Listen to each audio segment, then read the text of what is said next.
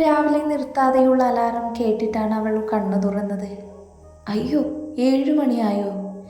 ധൃതിപ്പെട്ടവൾ ബാത്റൂമിലേക്ക് ഓടി. കുളിച്ച് ഫ്രഷായി വന്ന് ഡോറ് തുറന്നതും സ്റ്റെയർ കയറി വരുന്ന അമ്മയെയാണ് കണ്ടത്.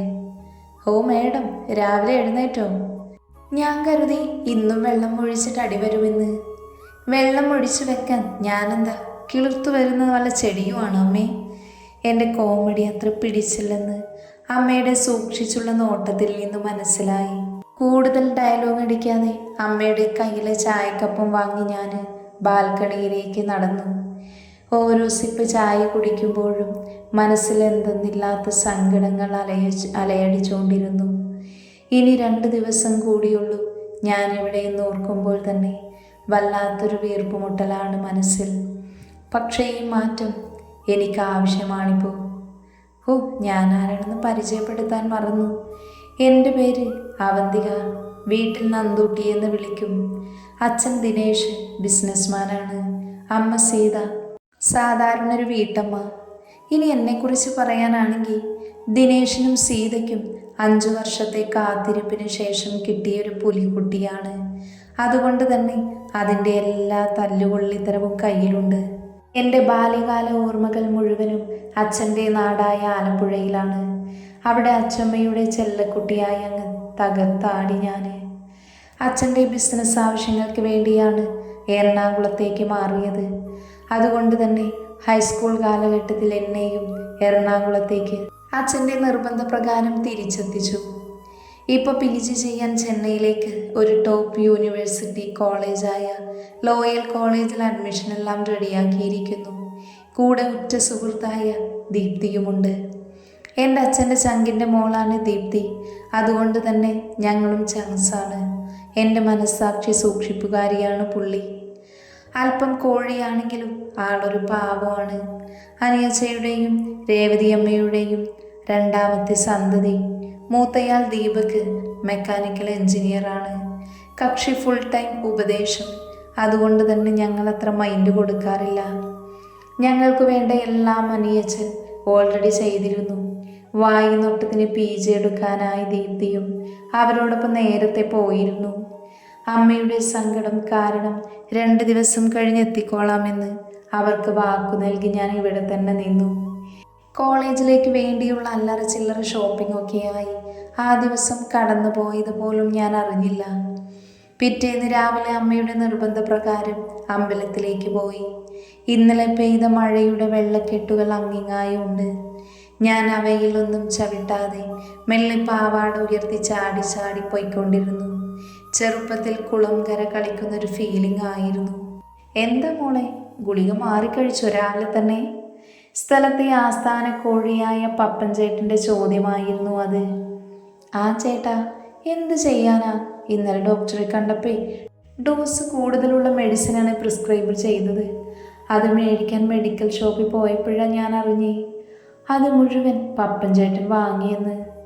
എന്ത് ചെയ്യാനാ, എൻ്റെ ഒരു വിധി നോക്കണേ. എടി കൊച്ചേ, അധികം കളിയാക്കാതെ പോകാൻ നോക്ക് നീ. അയാളെ നോക്കിയൊന്ന് പുച്ഛിച്ച് ഞാൻ ക്ഷേത്രത്തിലേക്ക് നടന്നു. എന്തോ ക്ഷേത്രത്തിൽ കയറിയപ്പോൾ തന്നെ മനസ്സിനാകെ ഒരു സമാധാനം. ബാഗുമുള്ള അധിക നേരം അവിടെ നിൽക്കാതെ ഞാൻ വേഗം വീട്ടിലേക്ക് തിരിച്ചു. 2 വർഷം ഇനി ചെന്നൈയിലാണ്. അതുകൊണ്ട് തന്നെ അമ്മയുടെ ഉപദേശത്തിൻ്റെ ബുക്ക് എനിക്ക് തന്നു. പോത്തിനെ പോലെ കിടന്നുറങ്ങാതെ രാവിലെ എഴുന്നേൽക്കണം. രാവിലെ 8 മണിക്കെങ്കിലും കണ്ണു തുറന്ന ഭാഗ്യം ഞാൻ ആ സമയം മനസ്സിലോർത്തു. ആരെക്കൊണ്ടൊന്നും പറയിപ്പിക്കരുത്.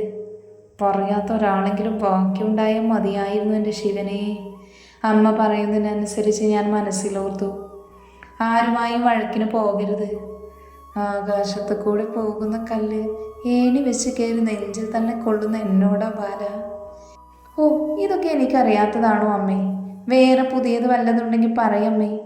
നിന്നോടൊന്നും പറഞ്ഞിട്ടൊരു കാര്യമില്ല എന്ന് പറഞ്ഞ് അമ്മ അവിടെ നിന്ന് സ്ഥലം വിട്ടു.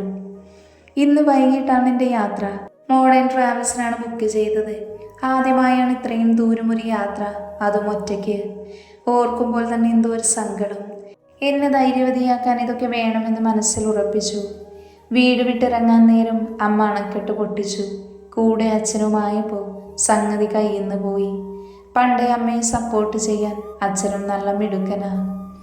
എൻ്റെ അമ്മേ, ഇങ്ങനെ കരയല്ലേ, ഞാൻ സിംഗപ്പെണ്ണല്ലേ, അപ്പം എന്തിനിങ്ങനെ കരയുന്നത്? ഞാൻ പോയിട്ടിങ്ങ് പെട്ടെന്ന് വരില്ലേ? അയ്യോ മോളെ, 2 വർഷം നിന്നെ പിരിഞ്ഞിരിക്കേണ്ടി വരുമെന്ന് ഓർത്തപ്പോൾ അമ്മ അറിയാതെ കരഞ്ഞു പോയതാ. അതിനിങ്ങനെ വായിൽ കൊള്ളാത്ത വാക്കുകളൊന്നും പറഞ്ഞ് എൻ്റെ മോള് ബുദ്ധിമുട്ടണ്ട. മോളെ, ബസ്സിപ്പോൾ പുറപ്പെടും, മോള് ചെല്ലാൻ നോക്ക്. അവരോട് യാത്ര പറഞ്ഞ് കാറിൽ കയറി. എത്രയൊക്കെ ധൈര്യം കാണിച്ചാലും അവരെ വിട്ടു പോകുന്നത് ഓർക്കുമ്പോൾ ഉള്ളിലൊരു പിടച്ചിലാണ്. യാത്ര അയക്കാൻ വന്നാൽ മിക്കവാറും കരച്ചിലും പിഴിച്ചിലുമായി പോക്ക് മുടങ്ങുമെന്ന് പൂർണ്ണ ബോധ്യമുള്ളത് കൊണ്ട് ഞാൻ തനിയെയാണ് ബസ് സ്റ്റാൻഡിലേക്ക് പോയത്. രാത്രി 8 മണിയോടെ ബസ് പുറപ്പെടും. ഞാൻ ടിക്കറ്റ് കണ്ടക്ടറെ കാണിച്ചു. ബസ്സിൽ കയറിയിരുന്നു. വിൻഡോ സീറ്റല്ല കിട്ടിയത്. എന്നാലും സീറ്റിൽ വേറെ ആരും ഇല്ലാത്തത് കൊണ്ട് വിൻഡോ സൈഡിലേക്ക് നീങ്ങിയിരുന്നു. പുറത്തു നിന്നും വരുന്ന ഇളം കാറ്റിൽ എൻ്റെ മനസ്സും നൂലിലെ പട്ടം പോലെ പാറി നടന്നു. പെട്ടെന്നെന്തോ ശബ്ദം കേട്ട് ഞാൻ തല ഉയർത്തി നോക്കി. മുന്നിൽ നിൽക്കുന്ന ആളെ കണ്ട് ഞാൻ കണ്ണിമ വെട്ടാതെ നോക്കി നിന്നു. ബ്ലൂ ടീഷർട്ടും ബ്ലാക്ക് ജീൻസുമാണ് വേഷം. നല്ല കട്ടിയുള്ള താടിയും മീശയും, നെറ്റിയിലേക്ക് വീണ് കിടക്കുന്ന മുടികൾ, നെറ്റിക്ക് ഭംഗി കൂട്ടാൻ എന്നോണം നല്ല കട്ടിയുള്ള പുരികങ്ങൾ, ആരെയും ആകർഷിക്കുന്ന കണ്ണുകൾ, എല്ലാം കൂടി ചേർന്ന ഒരു വിജയ ദേവരകൊണ്ട സ്റ്റൈല്. എന്താ ഒരു ലുക്ക്! ഒരു നിമിഷം ഞാൻ അയാളെ തന്നെ കണ്ണെടുക്കാതെ നോക്കി നിന്നുപോയി. ഫോണിൽ ആരോടോ സംസാരിച്ചുകൊണ്ടിരിക്കുന്നയാൾ എന്നെ ഒന്ന് നോക്കി. നന്ദുട്ടി, സ്റ്റോപ്പ്, വായ നോട്ടം ആരോഗ്യത്തിന് ഹാനികരം, ഞാൻ മനസ്സിൽ പറഞ്ഞു. ഫോണിൽ സംസാരിച്ചുകൊണ്ട് അയാൾ എൻ്റെ അടുത്ത് വന്നു. കണ്ണുകൾ കൊണ്ട് എന്തോ ഗോഷ്ഠികൾ കാണിച്ചുകൊണ്ടിരുന്നു. ഇയാളിതെന്ത് തേങ്ങയായി കാണിക്കുന്നേ? എനിക്കൊന്നും മനസ്സിലായില്ല എന്ന മട്ടിൽ അയാളെ നോക്കി. പുള്ളി ഫോൺ കട്ട് ചെയ്ത് എൻ്റെ തൊട്ടടുത്തിരുന്നു. അതെ കുട്ടി, ഇതെൻ്റെ സീറ്റാണ്. കുട്ടി സീറ്റ് മാറിയിരിക്കുന്നതാ. അതാ ഞാൻ ഇത്ര നേരം പറഞ്ഞത്. ഇയാളുടെ സീറ്റാണെന്ന് പറയാൻ ഇത് ഇയാളുടെ വീട്ടിൽ നിന്ന് കൊണ്ടുവച്ചതാണോ? ഞാൻ മനസ്സിലോർത്തു. അതെ, എനിക്ക് ലോങ് ട്രാവലിംഗും വോമിറ്റിംഗ് വരും. അതുകൊണ്ടാണ് വിൻഡോ സൈഡ് സീറ്റ് ഇരുന്നത്. താങ്കൾക്ക് ബുദ്ധിമുട്ടായില്ലെങ്കിൽ എൻ്റെ സീറ്റിൽ ഇരിക്കാമോ പ്ലീസ്? മുഖത്ത് ദയനീയത ഭാവം വരുത്തി ഞാൻ ചോദിച്ചു. എന്നെ ഒന്ന് നോക്കി പേടിപ്പിച്ച ശേഷം ശരിയെന്ന് അയാൾ തലയാട്ടി. ഒരു പുഞ്ചിരി അയാൾക്ക് നൽകി ഞാൻ പുറത്തെ കാഴ്ചകൾ നോക്കിയിരുന്നു. പുള്ളി വീണ്ടും ഫോൺ എടുത്ത് വിളി തുടങ്ങി. ഹലോ അമ്മേ, ഞാൻ ബസ്സിലാ. 5 മിനിറ്റ് കഴിഞ്ഞ് പുറപ്പെടും.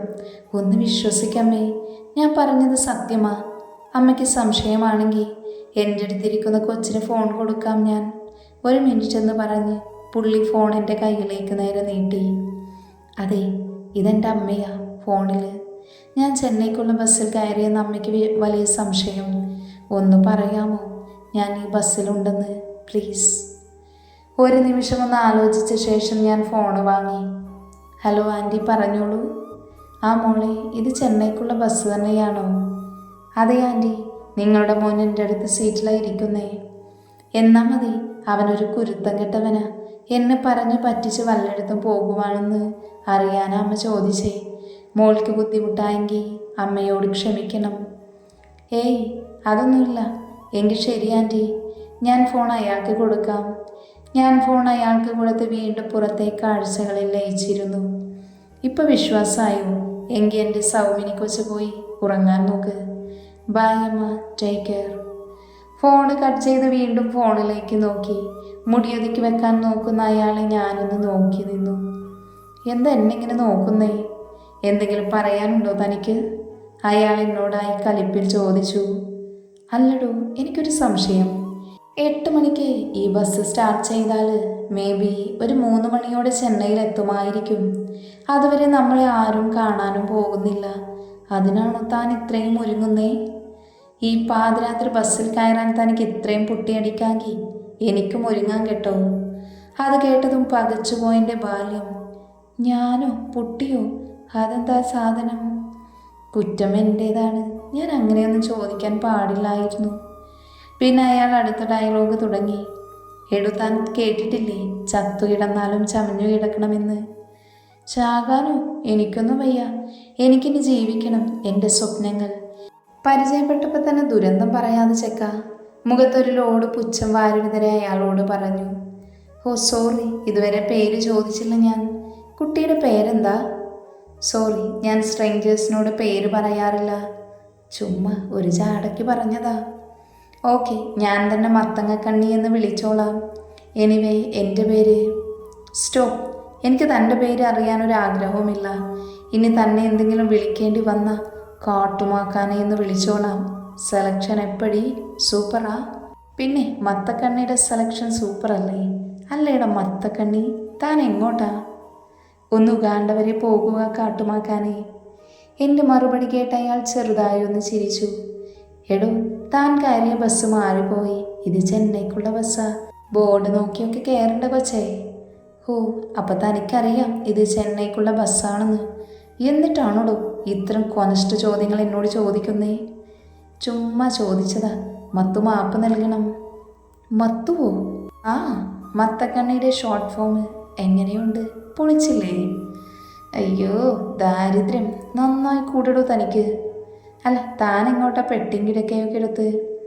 ഓ, താനിപ്പോഴെങ്കിലും അതൊന്ന് ചോദിച്ചല്ലോ, ഭാഗ്യം. ഞാനേ ഒരു ജിന്നിനെ തപ്പി ഇറങ്ങിയതാ. എൻ്റെ ചങ്ക് കട്ടെടുത്തൊരു ജിന്ന്.